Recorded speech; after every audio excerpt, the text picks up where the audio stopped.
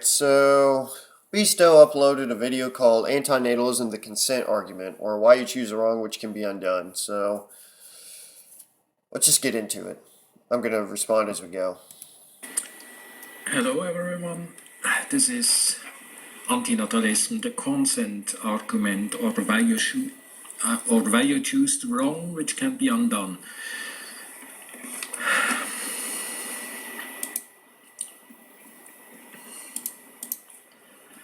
Once there were two twins, born on the same day, from the same genes, and much more they shared than any other brothers they came to know. But in one thing they became bitter enemies. One became an antinatalist, the other a natalist. The argument.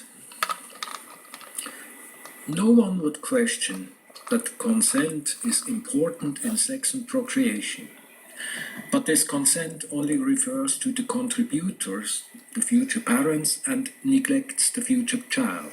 So there is the argument that the future child could be wronged. A very good argument. There are two potential wrongs. It would be wrong for the descent to life to be born. It would be wrong for the consent to life to not be born. Okay, I guess they're wrong in a sense, but neither one of us get what we want. Like, the person who consents to life is going to die. The person who's like, I want life, they're probably not saying, I want all the shitty things that come with it. And they probably want to keep going forever. In fact, that's kind of the way we're made, so they're kind of consenting without realizing the whole package, I think. And the dissenter to life, like, it's kind of too late. Stuff for people like us. So, yeah. There are two potential wrongs, but only one of which can be undone. Oh boy, I can't wait to find out what that one is. When confronted with the choice between two wrongs, we should choose the one which can be undone. If you agree that the consent argument has merits, then given the future parent's consent, natalism is to be preferred over antinatalism. No, that doesn't make any sense. It'd be like forcing someone to work at a job somewhere and then asking them later, like a couple months down the road, is like, oh, so did you like that job I made you do? Or did you not like it? Did you want to do it or did you not want to do it? It would be better off to not make someone have to go through it if they didn't like it. Okay? And the person who did like it, well, eventually they probably won't like it and will probably put in their 2 weeks and quit at some point. That kind of shit. So, or get fired. Something to that effect. They're not going to keep it forever. I mean, it just doesn't make any sense to me. Like, you can't ask them, so you're just going to do the more aggressive action and just make someone do something. With or without their consent. Well, really, you can't get consent. At all. Criticism. Critics of the consent argument may point to general weaknesses of the principle. We only suggest the principle if a single person is the target of an action, if she is able to state her consent or dissent. Yeah, so if you're going to take an action, you got to need to ask somebody if they agree or disagree with what action you're going to be taking for them or making them do. They don't get to say, we don't get a say in that. Critics may point out that the creation of a fetus has no demonstrable forcing effect on any consciousness. See the twin example in the introduction. What in that example gave anything? It was like a little poem or something. That's not really an example I would base anything off of. Critics may point out that the creation of a fetus has no demonstrable forcing effect on any consciousness. Well, you're kind of forcing them into an environment, I guess, once they become kids. Like, the fetus is here or there, but once you go down further down the chain of events past fetus, you're kind of forcing someone to do it. You are forcing someone to go through with it. You're forcing consciousness upon someone, a consciousness that is going to be born into a hostile environment, hostile to the, thing they are. They may further note that the descent later given is not a reaction to birth but to the conditions of life and should be dealt with under conditional antinatalism. Yeah, of course you have to note that descent is later given because you can't give your descent as soon as you're born. Like, you're pretty dependent on your parents or your caregivers as soon as you're born. Like, you're basically just a bundle of blind desire. You're like, well, fuck, hungry, thirsty, cold, all that sort of shit, and you're just looking to alleviate those states. You're not really thinking much past that. You're going to cry, scream, and yell to get what you want. And under conditions of life, like, yeah, like, what? The conditions of life are pretty fucking harsh. I mean, I guess it's better now than it ever has been in a lot of ways, but it doesn't change the fact that we're in a hostile war zone. Every one of us is. And the general conditions of life, I guess you could say it counts as conditional antinatalism, but I would blanket that under general antinatalism too. General observations. Even antinatalism follows the principle that there is no wrong in exposing people to ideas without their consent. Yeah, ideas. That's a whole other thing than starting a chain of events that they're forced to go through. You can walk away from somebody whose opinion or idea you don't share. You can't just exactly walk away from life in any easy sense in like most of the world. It is rather believed that anyone can form an independent opinion. Well, that belief is erroneous because your opinions are kind of foisted upon you. Like the opinion that America's the greatest where I live and all that sort of shit. Well, I have that opinion because I was born here. It was kind of put upon me. I mean, I could really diverge just on that, but we'll keep going. But if forming an opinion is okay with antinatalism, then life is just an opportunity to form an opinion about life, which remains necessarily subjective. Well, okay, forcing someone to become a crack addict is just an opportunity to make them form an opinion about crack. Do you like it or not? That's a whole other ball game than fucking just saying, okay, here's what crack does, and here's the good things, and here's the bad things. You want to do it, or do you like it, or do you not like it? Do you want to try this, or do you not want to try this? You don't really get to talk to the unborn about this sort of stuff, so I'm making the less aggressive choice here in saying, well, you probably wouldn't like most of it. It's pretty boring most of the time, punctuated by periods of extreme pain, at least in my case, and a few moments of pleasure here and there that kind of keep you going, just the fumes a little bit on the memories to keep that carrot kind of dangling in front of you. But most of the time, you're never going to get a bite of the carrot. And if you do take a bite of it, well, you're just going to want it more and more. Would you feel wronged if an opinion about life was forced on you? I don't know how they're going to do that, but I don't know if I'd really feel wronged about it. I'm kind of forced to to have certain opinions about life if I want to get along with my,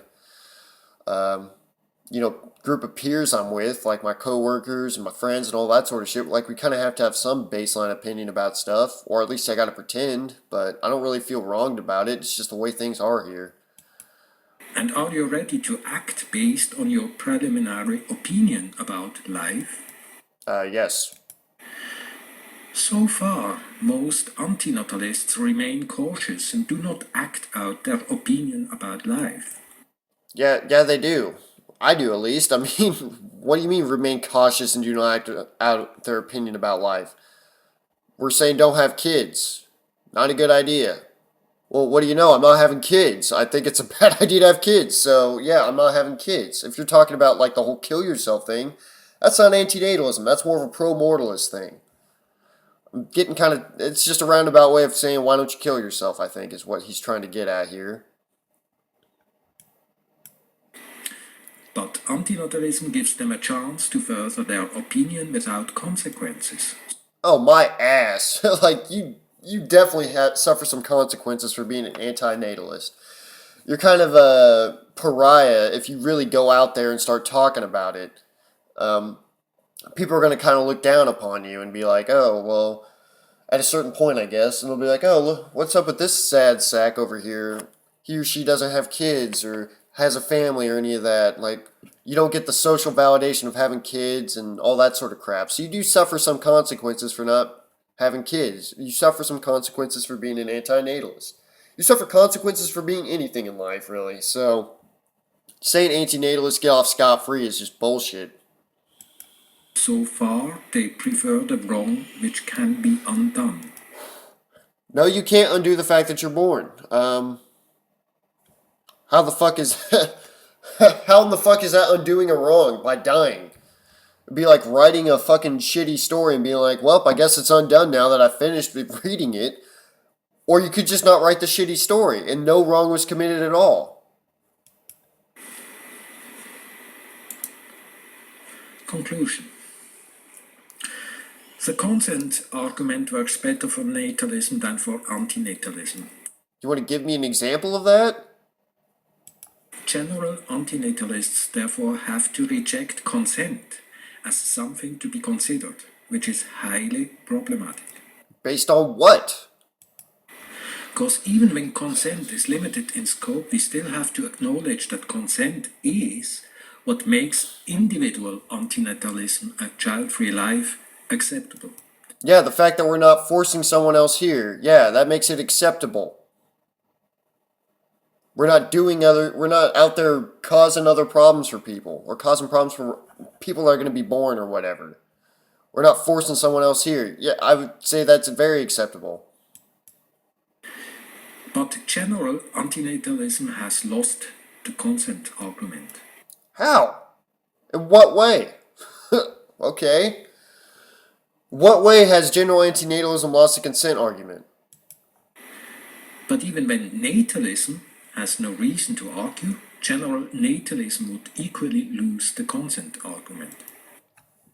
What? Okay, so what are we going for here? I just don't understand, I guess. I'll keep going. Final thought. We all have biases. Duh. We just differ in our needs to justify those biases. Duh. If natalists felt the need to justify them, antinatalists would have never used the consent argument in the first place. If natalists felt the need to justify them, they do have to justify it if they're going to bring someone else here. If you're going to do something to someone else, you got to have a justification for it, a good one, and they don't have one. But do we really need to justify our biases? If we're talking about this, then yes, you need to justify your bias as to why you're having a kid. Being an antinatalist is not aggressive. You're not making a decision for someone else. If you're going to have kids, you better have a damn good reason why you're doing it. But if you're going to justify your biases based on the fact that, like, I prefer regular cigarettes over menthol, then do I really need to justify it? No, not really.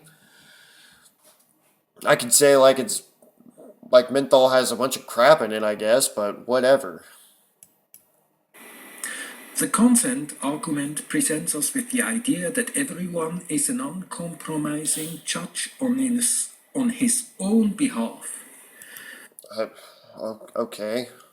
But justifications try to replace the individual decisions with other principles. Wait, what? But justifications try to replace the individual decisions with other principles. So you know you're doing the wrong thing, but you're just going to try to justify is what you're trying to say?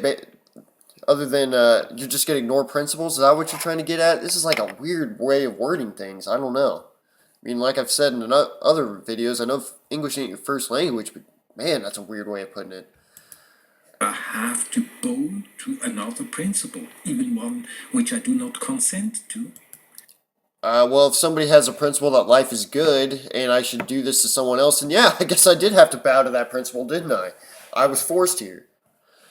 This is just weird and so worded so weirdly. I just don't understand it, I guess. Justifications do not explain biases. They can at most support a bias if successful, or overrule a bias if failing.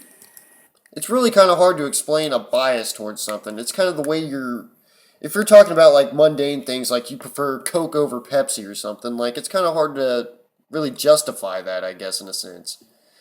It's just the way your machine, what you prefer, the machine that you are prefers. So, I don't know. It's just kind of hard to do that. And you can kind of overrule it, I suppose, if, you try Pepsi or something for the first time, like, oh, it's better than Coke. I mean, and this is why. I mean, it's just kind of so weird to word it this way, I guess. But justifications are often only sloppy productions, as can be repeatedly shown. Yeah, kind of like the justification for natalists to have kids. It's pretty sloppy.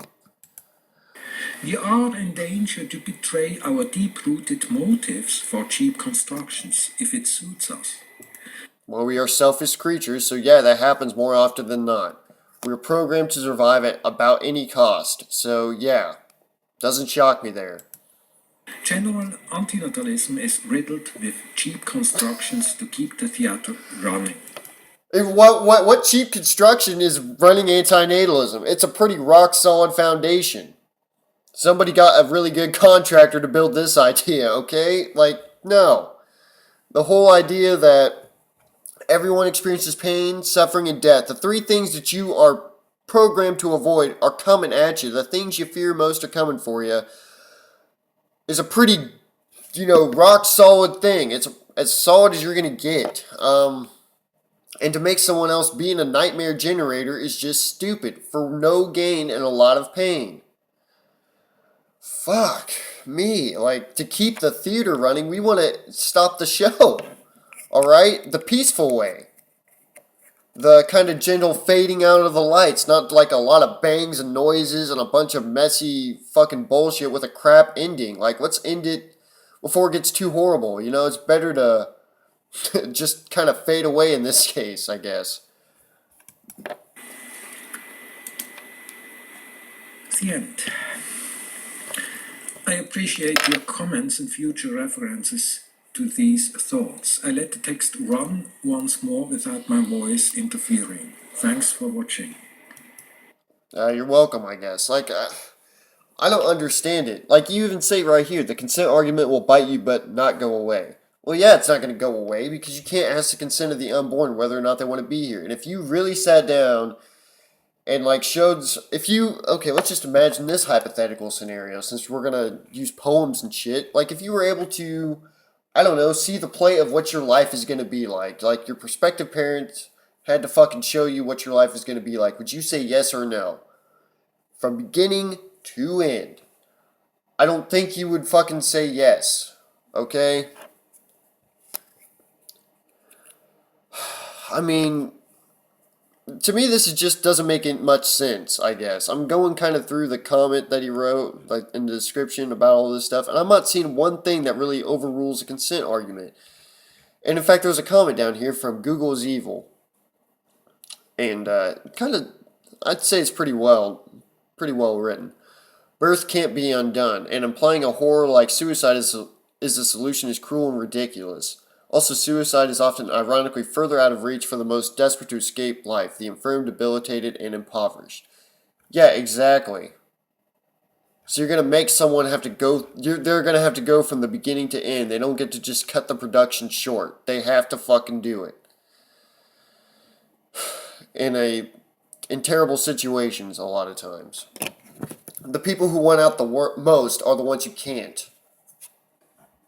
And his reply is, from a purely physicalistic viewpoint, nothing can be undone. Exactly.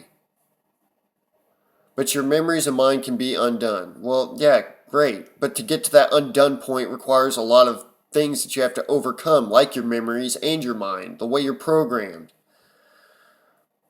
Antinatalists want to protect their own memories and mind, but they want a special treatment for the unborn. When the fuck did I say protect their own memories and mind? What antinatalists out there is saying that? But they want a special treatment for the unborn. That he must never have a memory or mind. Well, yeah, I mean, a lot of your memories aren't that great, and your mind is just sort of like a whip constantly cracking in the background to keep going and constantly giving you shit that you're gonna fear and saying, hey, and then finally you sort of realize it's all coming for you anyways. What a disparate position to be in, especially if it is about consent, aka the presupposition of a mind. Well, we don't want to create the mind to have to experience this. See, antinatalists say my mind should never have come into existence, so much about imposing an opinion. I don't understand. Like, you're imposing someone to life, is what I'm seeing. You're putting it on them. You're not, by not doing something, like, you can't form an opinion about, what the hell am I trying to say here? Like, I guess fucking saying heroin sucks is like imposing an opinion or something.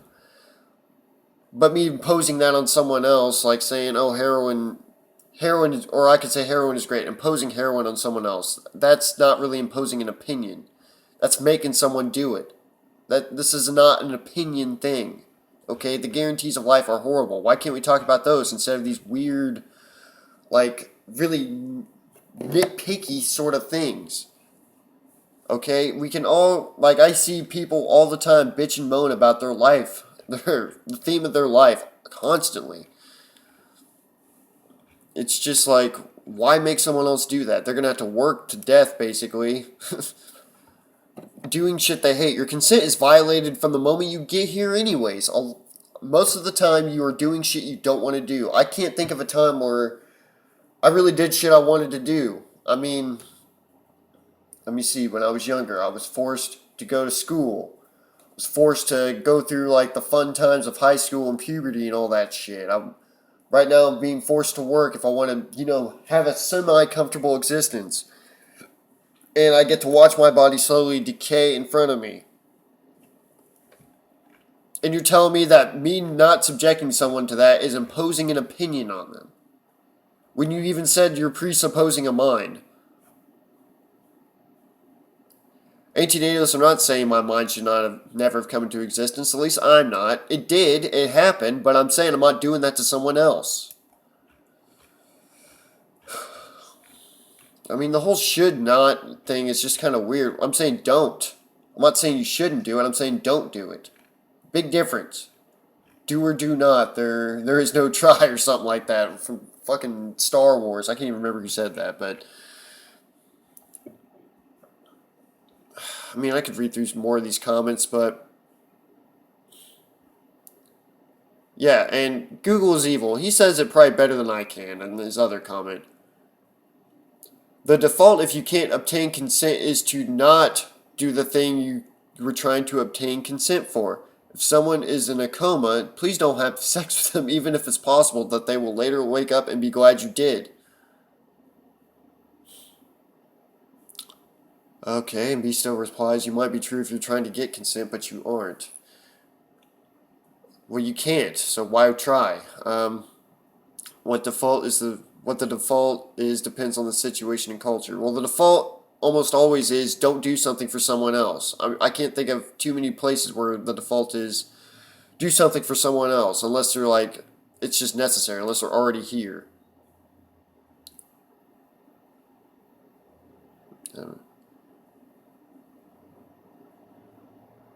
The main point is, it is wrong to work against one's will. Do not mix it with other arguments. But thanks for the comment. Yeah, well, I have to go to work against my will all the fucking time. A lot of people have to do things against their will, what they desire.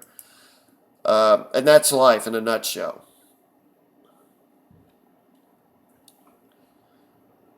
I mean, it goes on, but really, I've said what I kind of needed to say. This doesn't really solve anything. I don't see what the fucking point of this is.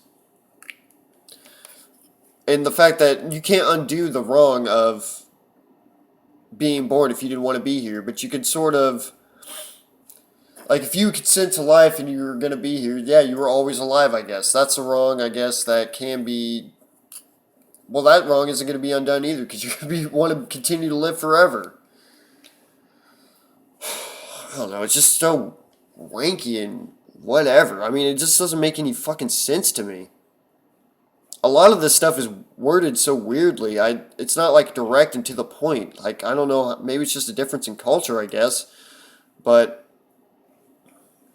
it just seems so weird to word it this way. And not only that, but to just like go over like basic grounds and just waste time with that. But anyways, I guess thanks for the video, Beasto. I don't know what exactly you're trying to get at here. When you say natalists can't get consent, or wrong, and antinatalists are wrong. So no one's right. No one wins. That's just kind of the way life works, I guess. I would say that, yeah, two wrongs don't make a right in this case. So, yeah, if you kind of pick up what I'm getting at here. Yeah, I think I'm going to call it a day there. But, yeah, again, thanks, Beasto, for the video. I still really don't get what you're going for. But, yeah. Anywho, thanks for listening. Have a good one.